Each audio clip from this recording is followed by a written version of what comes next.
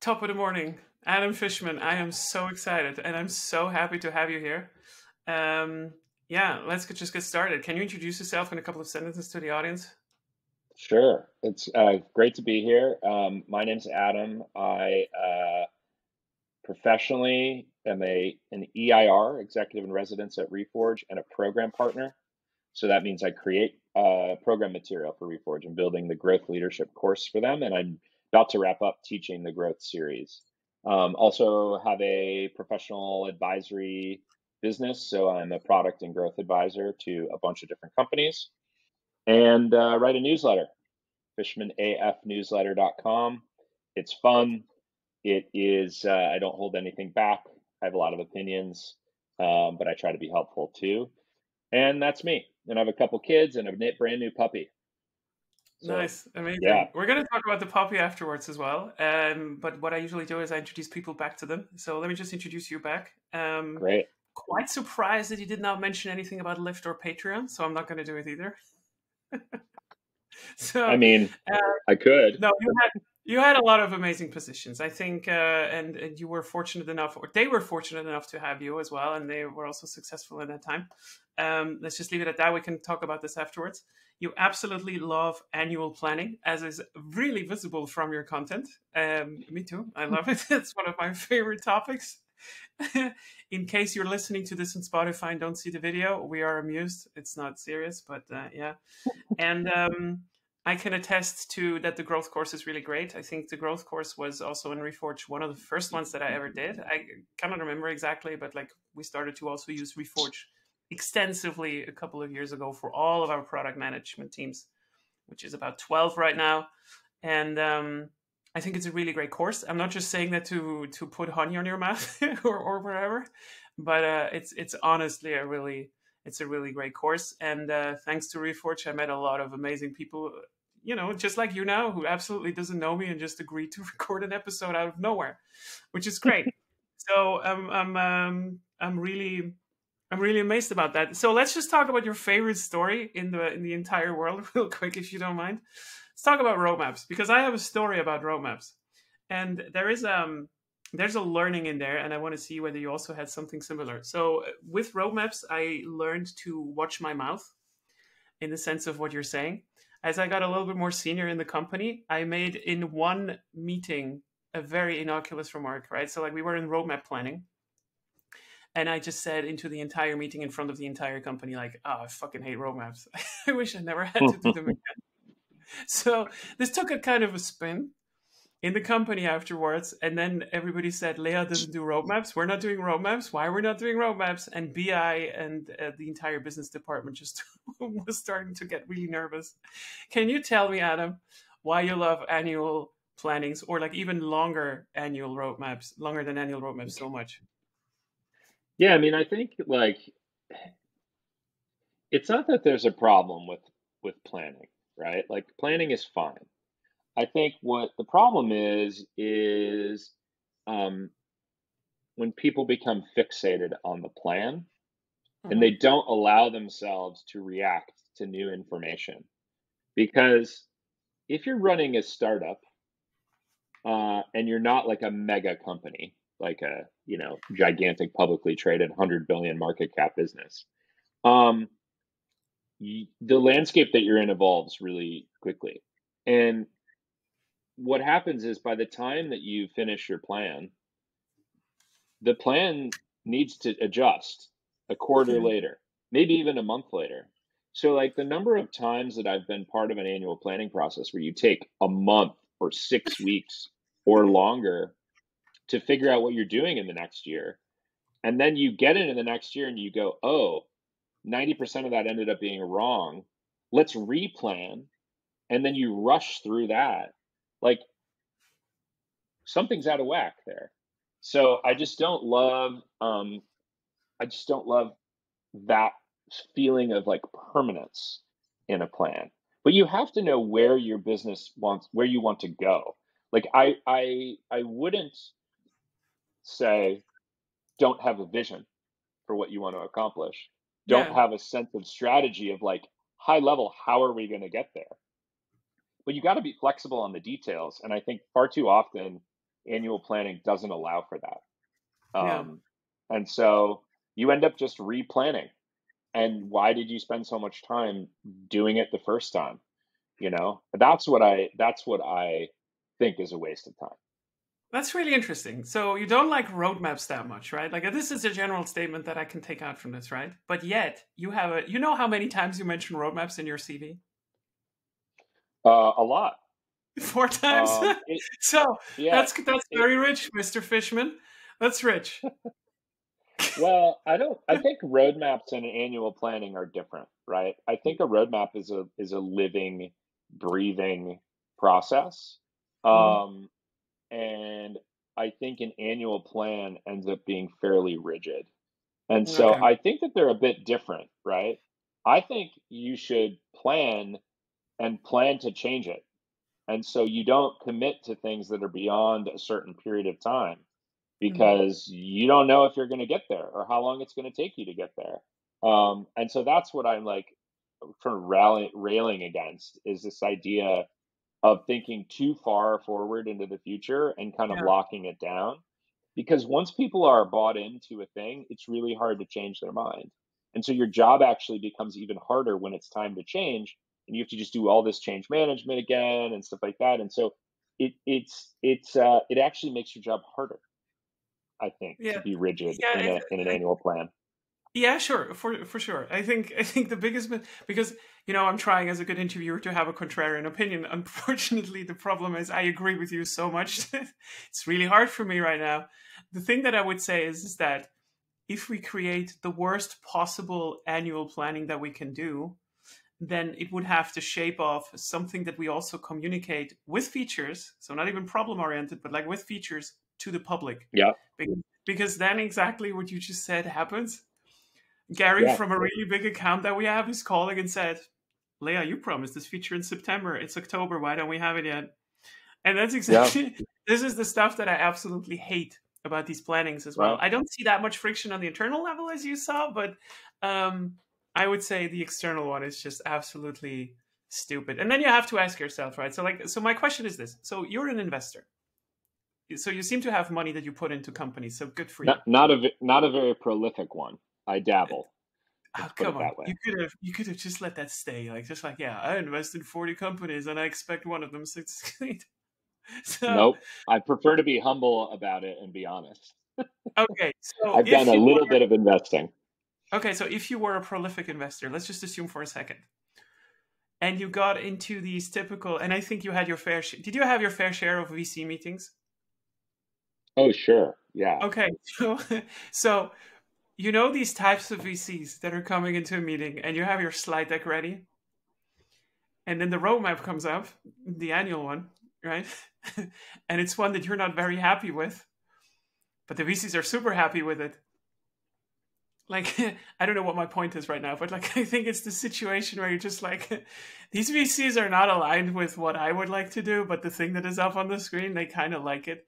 So, if you would invest in a business, is this not the first slide that you're going to? Like, okay, so what's next? Do you just not skip over the retention slide? Do, yeah. I mean, is your question, do I ask them for the roadmap slide and sort of You know, whether fixate they on have that? one, and yeah, whether they have one, and if they have one, you're like, I'm out of here. No, I mean, I'm much more interested in like, do you have a set? Like, I don't care if you build this feature or this feature next or whatever. I actually, if they put the roadmap up, they put that slide up, I would ask them what their level of confidence is in the things that are 3 quarters out. How do you Yeah, know that's what you're going to build? Or how do you know that that's going to be important? Or how's that going to what's that going to affect in your business, right? And so I'd be more critical of like, where's the confidence coming from in this being the right thing to do, as opposed to just I yeah, think you can have a lot of confidence in what you're doing for the next 3 months or 6 months, but after that, eh, you're lying, right? Your likelihood of success is pretty fuzzy. How many roadmap slides have you seen where the company actually nails what they're doing in the second 6 months not a or what they single, say that they're going to do? Yeah, not a single exactly. one. 0%. So what's the Yeah. point? Why are we fooling Yeah, but ourselves, like I don't right? know, but I feel like it's kind of a trap that you can set. Like so, okay, so in a sense, right? So like you got into these meetings, and then they're very confident about what's going to happen in a year. I don't think that this is ever going to happen in a good company that focuses, for instance, on really like so. Let's say you have your shit together, and you're really good in like focusing on and displaying. Okay, we have retention. They're very data driven. Nobody that Yeah. does this is ever going to propose anything that is a year out. So I would go as far and just say, like, if you do propose something with a year out plan and you're going to say, we're very confident that this is going to happen, then you probably also don't have a retention slide where you're going to show me that you found your ICP and product market fit. That is just how far I would go. And then that means that Yeah. probably we're not going to invest in you, because everything that did not find product market fit in any shape or form is something that I wouldn't touch, because I'm like, you're not a prolific investor. But I think that's where the connection is coming from. So roadmaps are really good red flags if you're too confident in them. Maybe we can leave it at that. I'm not sure. Yeah, I think you just got to ground yourself in realism. I would rather have somebody come up there and say, here are the list of customer problems that we know we need to Yeah. solve. That's good for me. I'm happy with that.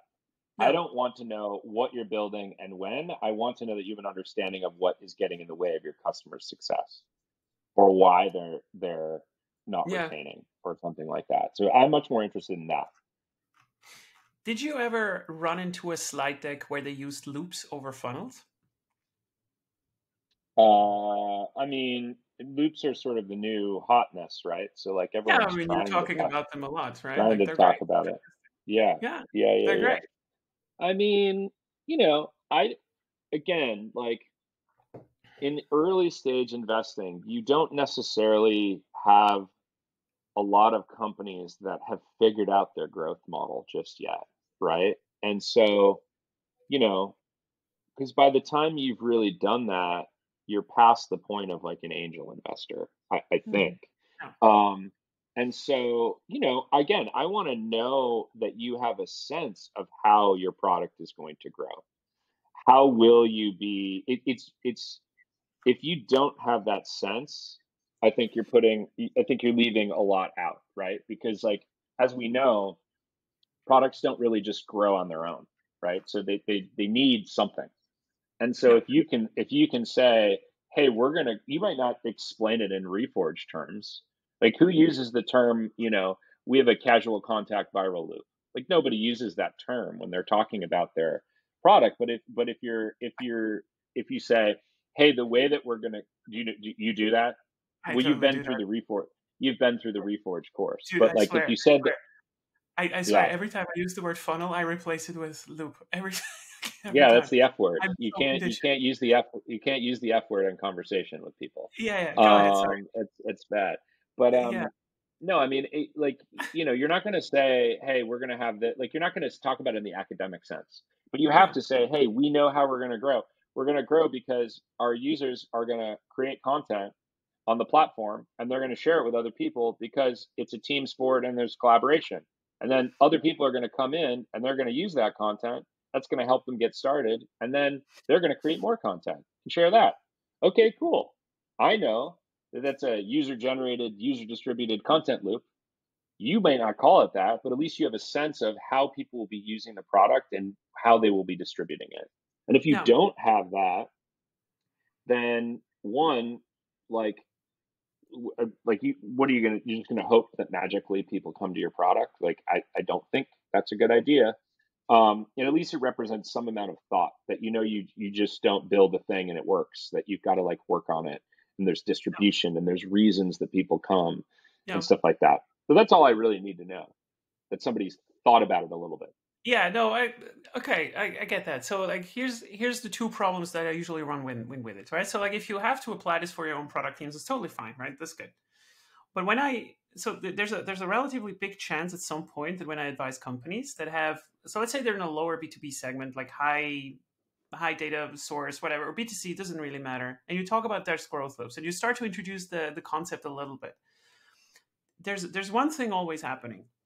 And that is when I explain them, okay, so let's look just like a referral group, right? So like we have users that are creating content, and then these people are reading it, and then, they're reusing it. So like, like you describe it as a loop. And they always say, yeah, but we're doing this already. And then I'm like, so how are you doing it? Well, we have a funnel that kind of does this. And they're not wrong. And I think this is what you were just talking about. The problem that I see though is that, and what I love about loops, right? And also like behavioral loops, not just for growing, it's not just for growing, but also like driving individual engagement of users, which is in the end the habit. sense. Yeah, exactly. The thing that I love about it is that you can actually use it also as a target for a team to focus on. And this is the big difference from just like saying, okay, look, here's a funnel. Because usually what happens with funnels is that, so we have a 75 drop off between step 1 and 2. And then they always ask me, so is this a good number or is this a bad number, Adam? And I'm just always like, I don't know. Why would I know that? Why would I know? Why would I know that? I mean, Lenny now put out his newsletter with was it with Yuri, where they were talking about optimal numbers, activation rates. Yeah, this is going to haunt us for a long time. I love the article. I think it's really brilliant, but some people are going to focus on this so hard because I think what's really interesting is that if a business like Grammarly would have looked at this before they actually became big, they would have been happy with an LTV sub 100. But they got much, much, much further, right, than this. So I don't know where they are with the LTV, but I think it's between 200 or 300. I know it's just from how you spoke, I'm pretty sure. Anyways, but like, do you run into these typical problems as well when you're advising, that you should not use too much jargon that they're not familiar with and kind of just introduce them to the concept with the theory, but not the name of it? Yeah, I mean, I think the theory of a loop is a lot easier to understand than like the very specific definition of the type of loop and how it works and stuff like that. Oh, So the theory is just that something comes out of this experience that can be reinvested to start the experience over again for a new person, like, or for a habit or something like that. And so that's pretty easy to understand. And if things aren't being reinvested, which is typically when people ask me, like, is this a loop or is this a linear channel? The first question I say is, well, what comes out of this experience? And no. how is that reinvested? Oh, well, it's not. Okay, you don't have a loop then. You could. Maybe we have to figure out how it will be reinvested, how it will be distributed to people to acquire them, or how we will close the loop on, No. a reward from a notification. What's my reward, right? Which leads to trigger again for habit formation. But that's usually the first place to start. Is like, well, does something come out of this that can be reinvested? No. And it's not money necessarily. I say investment, but people think money, dollars. It's not always dollars. Sometimes it's another user. Sometimes it's a piece of content. Sometimes it's an invite. Sometimes it's, I don't know, a million No. different things. Yeah. No. I think that's very interesting, and maybe let's maybe stay a little bit on this topic for typical advisory problems, because I also want to look this back to you and what I see as well. And I know that you've written a little bit about it, I think. So typically when you advise a company, so you say like, I'm advising a company, what happens is that you have your major stakeholder that you're talking to, which is usually someone from the C-level. And whatever you tell them, and this is almost like a sales-led kind of loop, right? Like, I don't want to call it a loop. This is actually a funnel, right? Because whatever I tell this person, they need to kind of retell it into the organization to get buy-in. And this is very hard to control. So my experience has been, and this is one of the big, I think this is one of the, this, in my opinion, this is going to be one of the big markets in the next 5 to 10 years. PLG is as big as SaaS is. I believe so, but it's much harder to integrate because you usually have to put it in a company that already exists. So what do you do when you get to an advisory where you talk to one person of the C-level and they agree with you, and it's maybe the head of product or the head of growth, and now they're asking you, so Adam, I'm on board with you, PLG, it's the greatest thing, but like, how do I get this into the company? Because I don't have buy-in from the entire C-level. So what can we do aside from smaller experiments, or maybe that is the answer, to drive conviction? Because that's where I'm getting stuck sometimes, to be honest.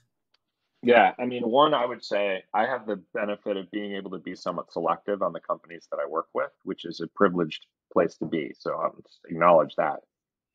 There's a strong chance that I don't work with a company if they don't have some level of alignment at the leadership Hmm. level and some understanding of what it's going to take to get Yeah, this off the ground.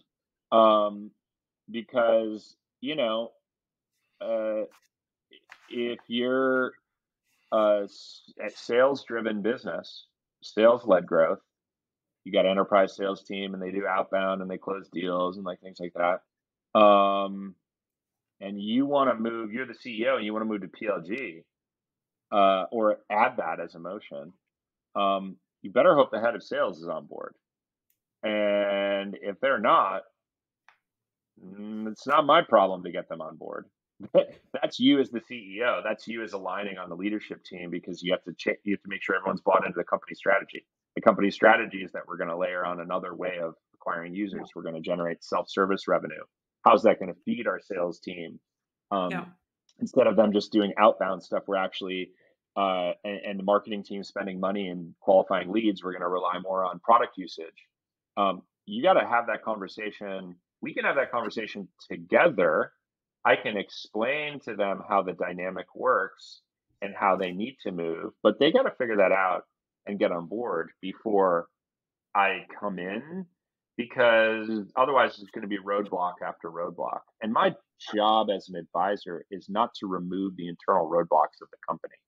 My job as an advisor is not to, um, like, if you want to hire me full time, then sure, that could be a job, but I don't want to work there full time.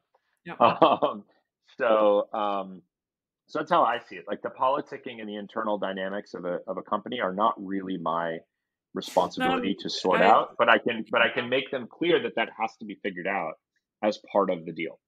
yeah. I think that's very interesting because this usual. So I kind of just came to an epiphany. I'm not sure yet whether that's the actual case. Okay, my camera went out. Uh-oh. So What happened to the your thing, camera? no, it's so black because of my thoughts. They're going to be so dark. Let's just see what happens. Wait, should I So turn mine off? Hold on. no, Oh, I'm gone. Oh, you're oh back. no, he's That gone. that Ah, works. there he is. So no, what did I want to say? So I think maybe I just had an epiphany, like in the sense that, so let's say we have the knowledge as advisors to say, okay, here's how the incentivization structure has to change from sales. Here's how we're going to Hmm. feed the PLS funnel. Here's how you make your salespeople not want to kill you, that kind of stuff. So let's say we're going to get all of this in order. And, but do we have a chance if we're advising over the CPO? I am not so sure anymore because, like, now listening to you, I think it just, as you said, like, you have to be either full time in the company because the CPO probably usually is not leading sales as well. So this can probably not happen. Well, my hope in a well functioning organization is that the CPO isn't going off on their own and going, you know what we need? We need to add a product led motion. Mm. That the head of sales isn't completely unaware that that is an important thing for the business. That is the type of thing, like adding a new motion in how you grow and how you generate leads in a B2B product. It, like, that's something that needs to be sorted out at the executive level. And you can't really just plow forward on that without some alignment, because it's a huge cultural shift in a business to add another motion Yeah, like yeah, that. of course, of And course. Yeah. so, no, the CPO is not going to be successful if they're just like, we got to do this. We're bringing in Adam. Great. No, no, no, no, no. But like, okay, let me just try to retell the story, and then you can advise me now for free, of course, um, on this because the situation is a little bit different. It's not that they want to do PLG, right? Like the situation is this, and I cannot be too specific about it because this is the stealth startup that I'm listing in my profile. But it is a You, finance you, you're getting real advice on a real problem that you're for working sure. on. Great. This This is me podcast, advising the by the way, advisor. no, no, this podcast does not exist, by the way. It's just the front. So no, but like here's the actual thing that happened. So imagine this: you have so you have a financial lower B2B, well, mid-market B2B selling. How can I be specific enough? Finance, fintech. All right. So fintech Okay. startup target customers are either banks or something similar, right? And let's Something say the similar to a bank? kind of just like, What's I hope similar they're to a not bank? listening. I hope they're not listening to this. No, just like a financial institution or something that is heavily Okay. regulated, like loan sharks. Okay. So, I don't think loan sharks so are heavily regulated. Isn't that what makes them a loan shark? stay with me, Adam. So the company becomes successful, right? They go through series, they burn through post seed, Series A, totally fine, relatively good evaluation. They're starting to hire. Now you have this typical thing. It's an engineering led company. There's this one guy Sure. that's super passionate about product, but he does not know about product. He becomes the head of product because he wants to stay. You know the story, right? Founder does not want to exit, does not want to go into the board. They're still post Series A. So he contacts me. Hypothetically, of course, this did not happen. Of So he course. contacts me and we're talking. And the first, so we're doing an inventory of like, okay, so what's going to happen? What's happening? How much runway do you have left? 9 months. Okay. And so who's your ICPs? And they have a big problem. They don't know who their ICP is because they're extremely sales led and they have few accounts that are paying most of their bills. But we're not cash positive yet. And I think that I know that their main competitors that they have, I mean, I don't think I know, their main competitors are PLG. They're out there. There is a demo that you can set up right now with like, try this demo, and then you can actually see the product. Very Mm-hmm. known, well funded startup as well. So they don't know that they want to do PLG, but one of their problems is, and I think that you can use PLG to actually find your ICP really well. Mm. So I really do think so, because as you start to acquire more people, you can do the thing that HubSpot did as well. You try to dig for this little group of people who retains really well, and then you just go after them. I just don't know whether we can do it in this time. So it's Mm-hmm. not so much that they ask like, okay, we want to invest in PLG. It's more like, how do we survive this? How do we find our ICP? And I'm just like, I don't know whether I can tell you how to find an ICP with such little accounts, but it Mm-hmm. seems that you don't want to. So do you know what I'm Yeah. getting at? Like, this is a super difficult situation, and I don't know what to do other than, like doing actual growth, or growth and product coaching for the person itself. But like, in terms of getting a Sure. buy-in now to do what's necessary, I don't know whether I can do it. Yeah. So, Interesting. Well, who's the sales team target? how they're incentivized? No, who do they target? What customers do Two they go groups, after?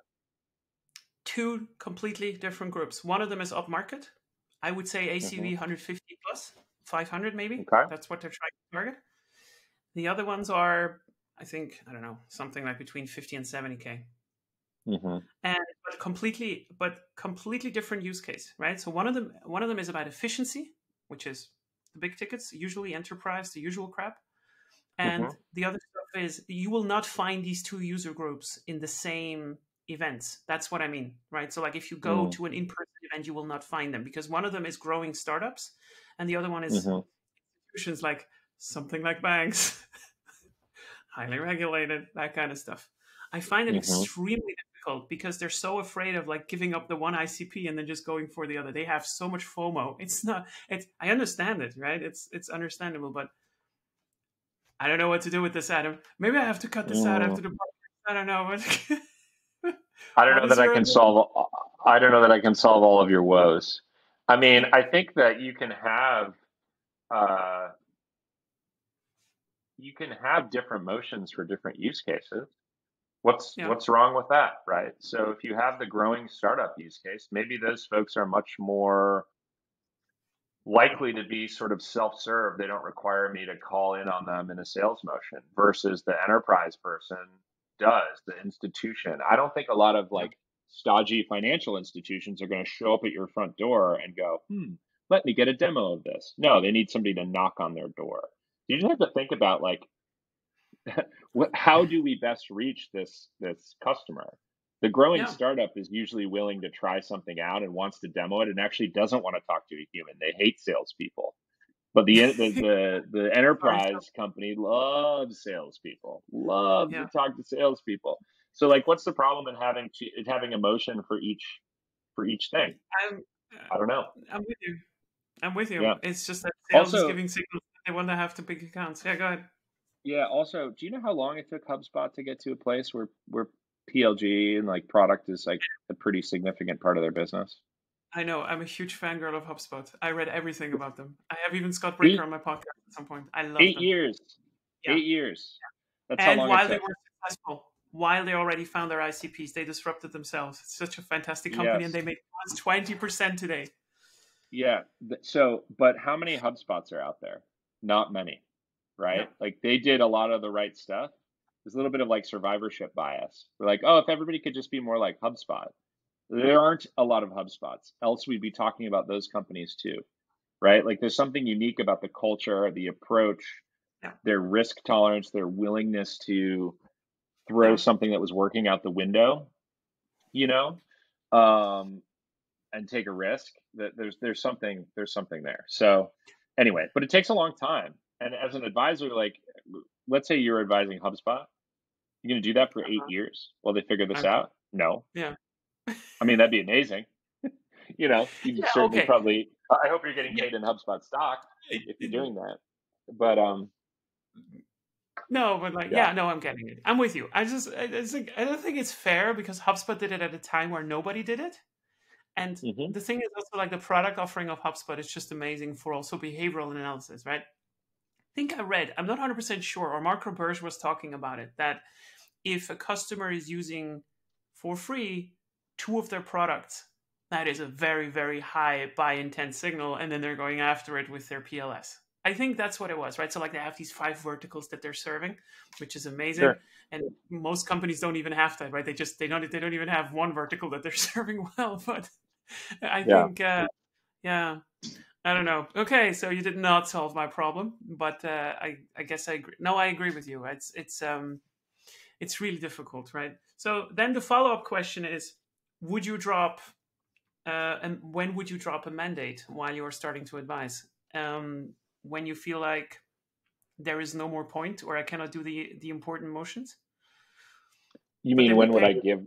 when would I give the company a mandate and say we got to do something differently or I'm out of No, here? when would you drop it? When would you say like, okay, this is it? I don't think this is not worth it anymore. Even though they would be going on with you and they would pay you more. Like, when is the point where you just say like, hey, this is not. I just can't. Yeah, I mean, I Aside think from I look. money's good. Yeah, I mean, I think like, look, you know, you can. What matters to me is what our outcome is. And like this is a word of advising is a word of mouth business, right? If I'm not successful in helping the company, doesn't matter if it's because they're completely out of alignment with each other or dysfunctional at the C-suite or something like that. Like I'm going to get blamed for that. And so, that's the point to have a candid conversation with them and be like, look, it doesn't seem like you're ready. I thought we were ready for this. It doesn't seem Hmm. like it. You have to figure out A, B, C, and D before it really makes sense for us to work together. And ideally, I do that ahead of time before I create a Hmm. contract and agree to work with them.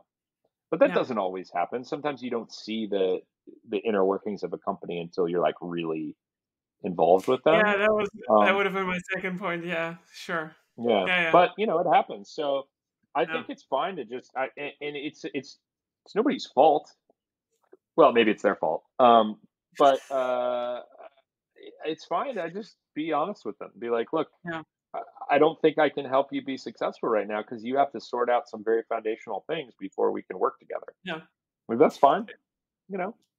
I like the point that you made, that you said like you have to also protect your own brand. And I think, I mean, I don't think it's like the same as with like jump the ship that is sinking, but I think it's a great point anyways, right? To also protect your personal brand, Yeah, because yeah, I agree. It's not just about getting and paid, right? it doesn't mean that that ship is going to sink. It just means that right now is not the right time for us to work together. Yeah, They because could you go cannot have. on to be a very successful company if they figure out that foundational stuff that then makes sense for us to work together. Yeah. But like there's a right time and place for me to get involved. And if No. I get involved at the wrong time or place, then like, they're like, well, Adam can't help us. And I'm like, yeah, you're right. I Yeah. can't. I No. can't sort this out, right? Like you got to No. be building on a good foundation. So, No. and I will do everything I can to leave them with all of those notes. Here's what No. needs to change or adjust or whatever. And this is what you would have to look like in order for us to be ready to work together again. Great. Yeah, Here you that's go. that Here's notion the page. instruction.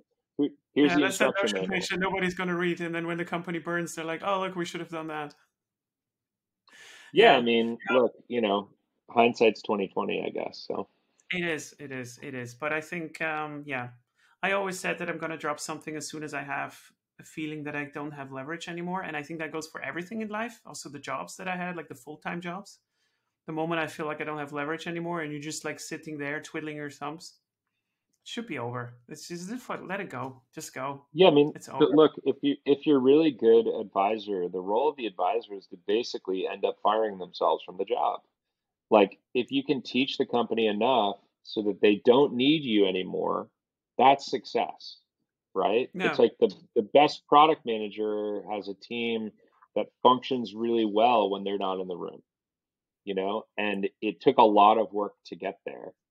No. Um, and so, you can't, advisor relationships are not meant to be open ended. We work together forever unless you evolve what it is that you work with them on. So maybe, it goes from something very tactical to more like sort of coaching and mentorship and things like that. But also, um, you know, I like to kind of I don't like to have too many of those types of relationships going because Yeah, then it yeah, just yeah. becomes like sort of career and professional advice for people. And that's like, you know, I can give that, but also you can just go read that on the internet. You don't necessarily need me to teach you that. On the AFFishman newsletter.com. Yeah, or in the growth leadership course that Elena and I are building. On Reforge.com. Sign up now. That's right. So I don't have, by the way, I don't have a 3-minute advertisement segment beforehand. That was just a low key stab at Lenny. Sorry, Lenny, I love you. You're amazing.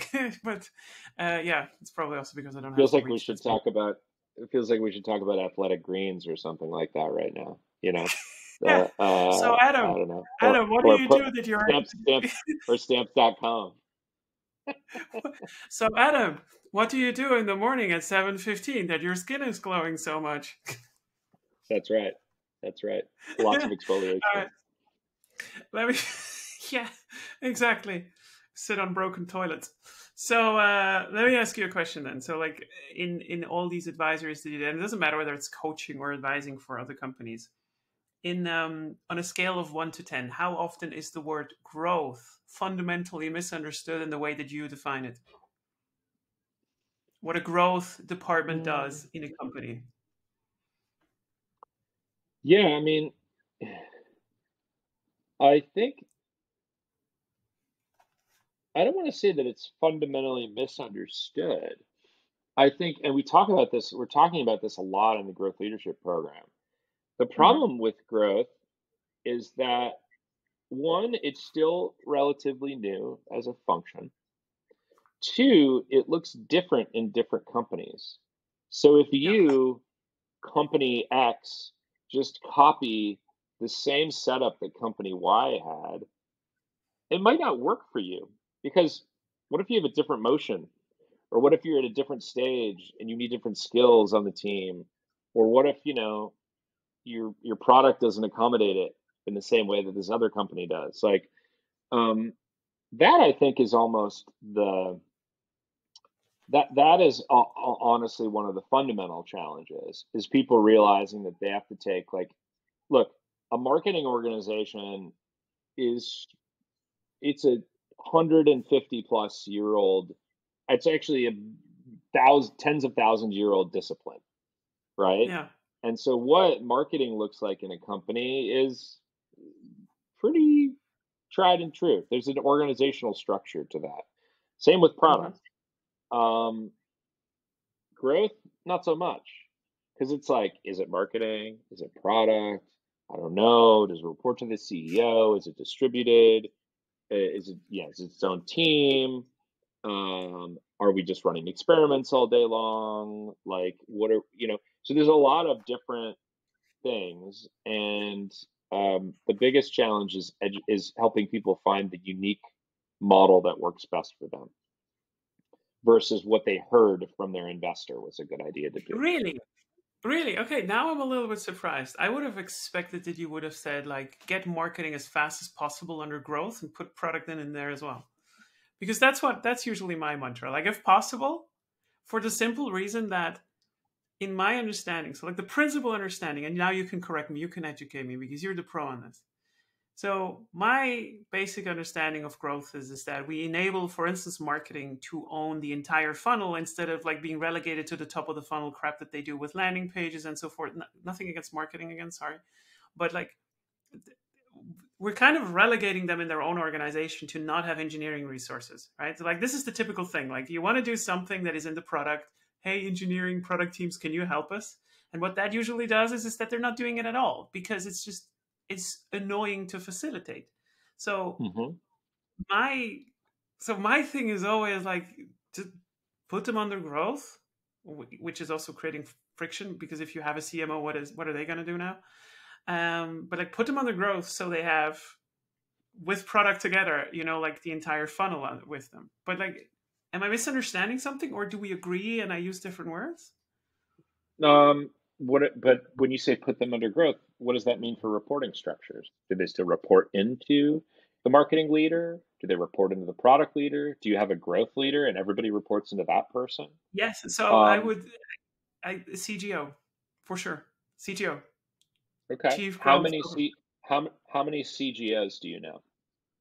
Zero. I'm gonna be the first one. Great. Uh, okay. Four. So, how successful do you think how successful do you think I would be at coming into a company and being like, you know what you need? You need a No, no, no, CGO. no, no. Well, that sounds like me. Thank you, Adam. But no, like we're talking about a theoretical structure here, of course, and like everything is different, right? So, like, I mean, Matt Yeah, I mean, Greenberg, it's in Matt theory, is TPDO, yeah, in theory, everything works out lovely, and it's all sunshine and rainbows. But the reality is, we're talking about people here, and it never works yeah, out that way. So, yeah. in most Okay, organizations, you have a marketing leader, you have a product leader, and you exactly. know, what do you do there, right? So there's plenty of high functioning organizations where growth marketing is part of the marketing org, and the product team has a growth product division, and those teams collaborate super well, and they share insight and knowledge, and they work together like hand in glove. That's fine. You don't have to be part of the same org structure because No, look, no, no, no, it is no. very rare. It is very rare that a growth leader has experience in both product and marketing. Yes, That is a yes, yeah, unicorn human being. yeah, I say that now, and of course, I have experience in both of those things. But like, I'm not. I'm a special snowflake. So yeah. yeah. So, like, how do you, if I'm a product leader and I have a bunch of growth marketing people on my team, how do I provide them with career mentorship and guidance? How do I like set up the No, no, org that's true. structure for them? That Like, that is no, no. so isn't it better for them to report into a marketing leader who can show No, them how to become a C level person if that's what they want? You know? so we have growth. We still have marketing. But we have product next to it. So they still report into a marketing leader. It's just not going to be a CMO anymore. It's probably a head of marketing or whatever. Hmm. Hey, look, I didn't say it's perfect, okay? I just So said that, no, but you're saying tuck everything into the growth person. yeah, and then under layoff as a CGO. The entire product organization reports into growth. Everything. Okay. I want Were you everything. gonna build core product features on your team? And what about infrastructure? And what about, Everything. Everything. okay. The entire thing. What about No, internal customer support no, tools no, and no. like No. things like that? Hold on. Yeah, yeah, yeah. Okay, okay, okay. Okay, chill. Okay, okay. No, I'm with you. I think um I think before you derail this completely and just destroy my vision of this, I think what I try to say, Adam, is that no, I think I'm really in love with the idea that we should enable whenever is possible marketing to do more in the funnel than just this. Because one of the funny things that I also see sometimes that actually That's happens, that F word again. You said funnel. the funnel thing. Yeah. Yeah, but this it is a top of the funnel. It's not a loop, Okay. right? It's not. It starts the loop. So the thing that yeah, it's not a mark. It's not a top of the Top of the top of the loop. loop. Start of the loop. Yeah, it's starting to loop. No, because you always hear these sentences. that drive me absolutely crazy. Marketing accusing sales. We're giving you leads. What are you doing with it? And sales saying, product. You're not giving Your us the good product leads. is shit. Yeah, Yeah. and then the accusatory stuff is happening. And I think one of my fringe interests that I love, aside from PLG, is organizational scaling. And Mm. I don't know whether you've seen the episode with Matt Greenberg, but I love how It he sounds like said, you sound like you're a masochist if you love organizational scaling. and no, because I love it too. I kind of, a little bit. No, I like that. I still think in my head it's an unsolvable problem. I'm with you, right? So, like, I'm just saying that you're saying that. I think it is an unsolvable problem by definition if you say that you can reduce the friction to zero. This is not possible. But I do think there's really shit organizations, and then there's those that are a little bit less worse. I still plan to build those that are a little bit less worse. And I Right. think um, the interesting thing is that, like, this accusatory game goes from marketing to sales, from sales to marketing. Like, what are you doing with our leads? Your leads are shit. And then product is like kind of alone by itself. So I still think that these three functions are coming together. As you said, you will not find unicorns except the one that I have in my call right now, CGO Fishman. This is going to go on your LinkedIn profile right after this call. Um, but yeah, I still think that this is the solution to bring people more together on the journey of the customer rather than the functions that are sorted in the organization, however that is going to look like. But this is one of the motions that we're doing. I'm not saying I have the perfect solution, of course, but I really do believe that this is the future, for sure. CGO is going to come. Just wait on him. You can write about I him, think by the way. maybe I'd have to see more than like three of those in existence to really believe that we're there. We're not yet. Yeah, I I don't could know. will it into a being maybe, but my newsletter doesn't have that much reach. So, No, okay. um, We're going to get there. yeah. I'm pretty sure. I mean, Matt Greenberg is a CTPDDDO. You know that, right? Matt is a Matt is That's what he said. a special human being. I'm gonna say He that. is. He's so chill. I love him. He's so great. Yeah. All right. Okay. Speaking of Reforge, let's talk about something that is a little bit more serious to take the energy out of this. So there's been an announcement today as well from Brian Belfort that they have to do some layoffs. We don't know exactly what's been happening, but that's also a little bit besides the point. We've had in the past couple of weeks a lot of these announcements from Hmm. really big companies, also to smaller companies. If you want to increase your margin right now to be a good acquisition target, you probably also need to let people go because your revenue's been under pressure and so forth. This has been a trend, unfortunately. And yeah, I just wanted to ask you also, maybe from your perspective, whether you can say something useful also in the perspective of Reforge now, especially since Reforge has been such a strong brand and has raised. The number eludes me right now, but right before the downturn, I think they raised a couple dozen millions. 60, Um, I think. 60 million is a Series Hmm. B now, I think. Hmm. Okay, cool.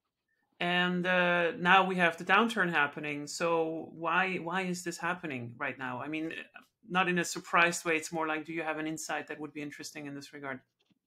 Yeah, I don't think I have any like unique or special insight here. I think, I've been out there kind of lambasting people who got way over their skis because they thought the good times were going to continue to roll. I don't actually think that's what happened in this case.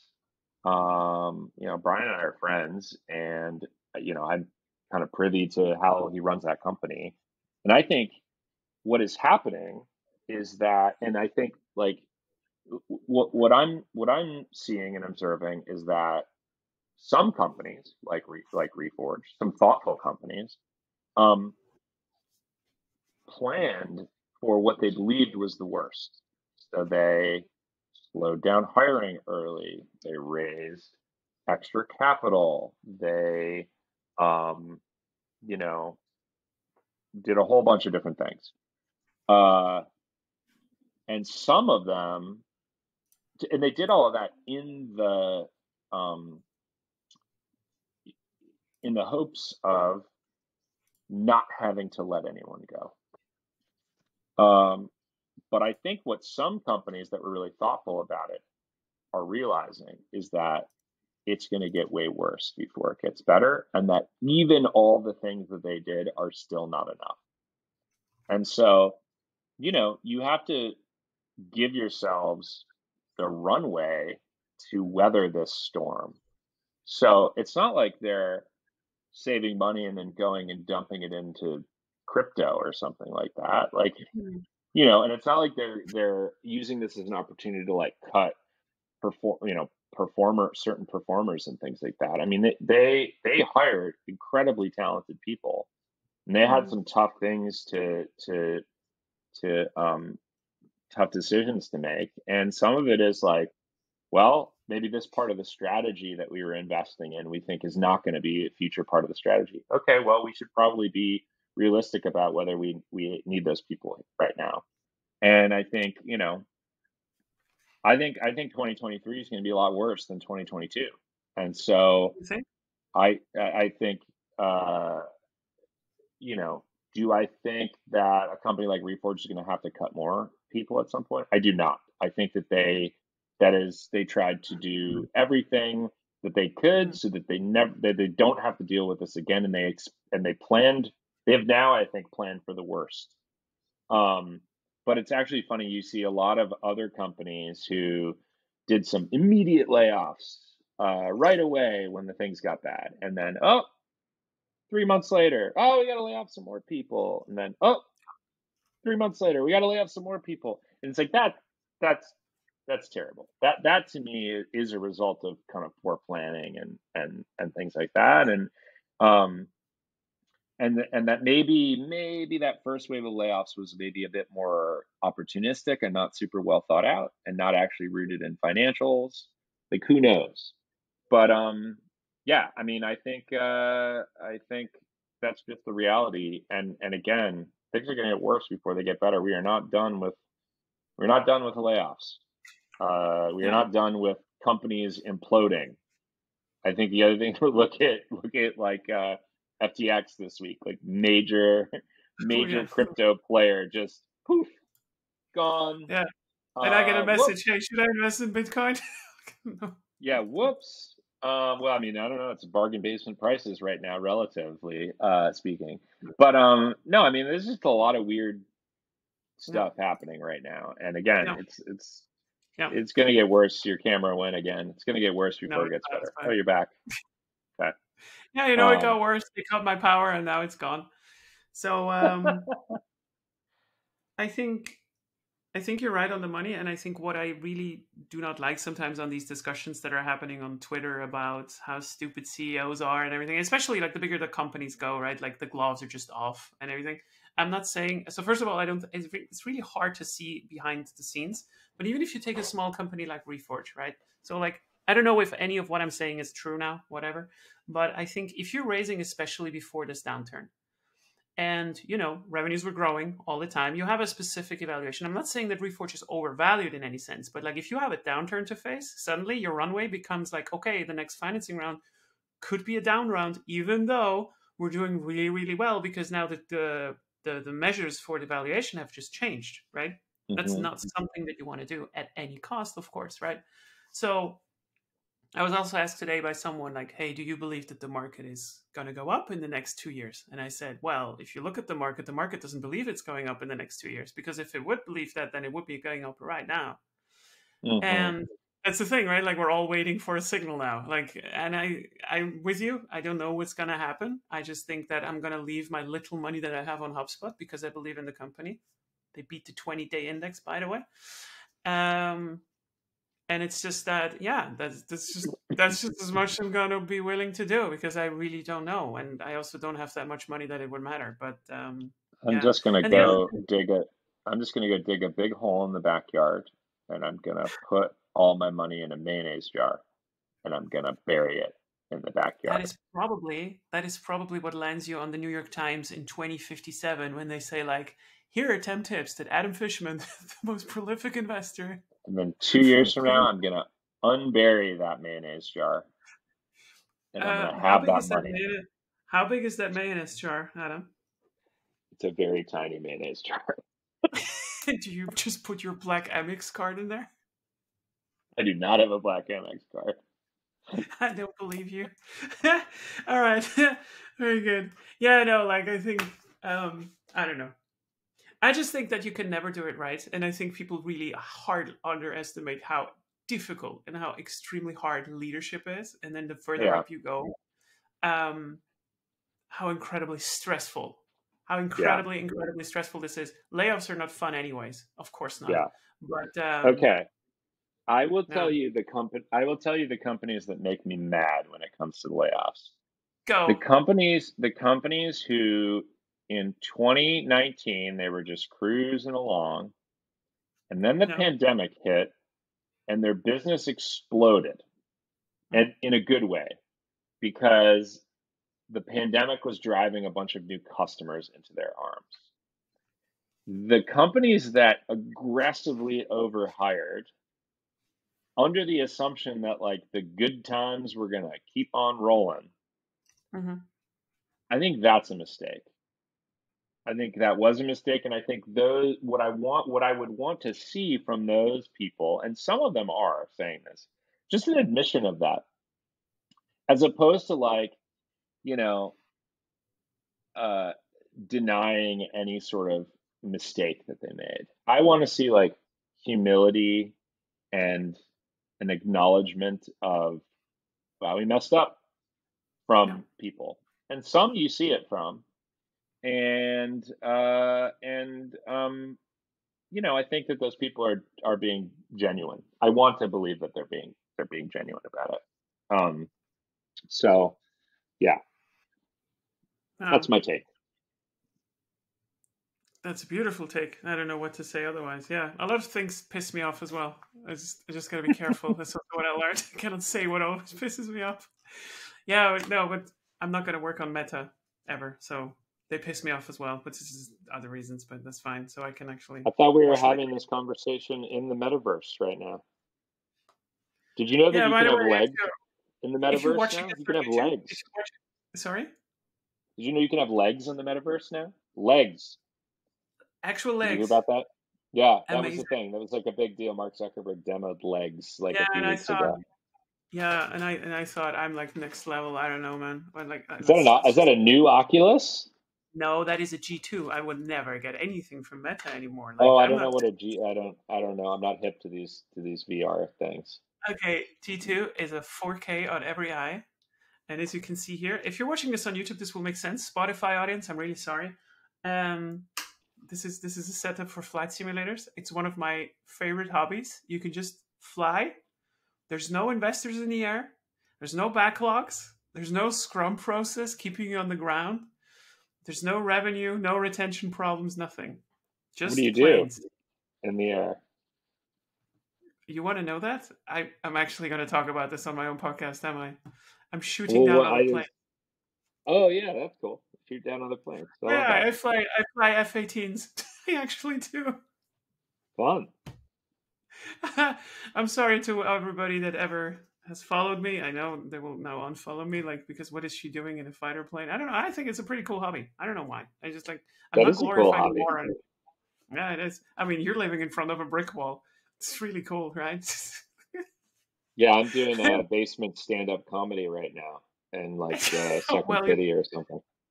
you're extremely good at it, Adam. I think I don't know. Like we're starting to run out of time. I just have one more question for you. Maybe I hope it's going to be a Just good one. one? Well, we're running out of time, I think, right? Like you also said that you have to go at some point. So the question is going to be a good one because I also asked Matt this. If you could travel back in 10 times, and like 10 years, sorry, if you could travel back in 10 years, and with your knowledge that you have today, which company would you have loved to be a fly on the wall or like just have joined? And don't say Google. It's not about investment or money that you can make out of it. But like, is there something that you would have been passionate about um, to have seen 10 years ago ish? Hmm. 10 years ago is when I joined Zimride, which we pivoted to Lyft. So that Yeah. was a So you pretty did it. good experience. Yeah. So 10 years ago, I did join a company that was really Yeah. exciting and interesting. And yeah, I think if I it, knowing what I know now, Hmm. if I could go back in time 10 years, uh, Any. it's a good question. I'm pretty passionate about education. And so I Hmm. think I probably would have joined a company that was trying to sort of transform education, especially the ability to learn online. Yeah. Because, man, let me tell you, when the pandemic hit and my kids were stuck at home, using Zoom for learning sucks. It was Yeah. hard. And if I had the foresight to be able to kind of eliminate the couple of years of learning loss from COVID, that is gonna that is gonna be a generational impact, I think, on Yeah. our education. If I could have joined I don't know that there was a company that really solved that problem. I don't Yeah. think that they did. But if I could have started and figured this out, knowing that there was going to be this major disruption in learning, Yeah. that's probably what I would have done. As That's an amazing.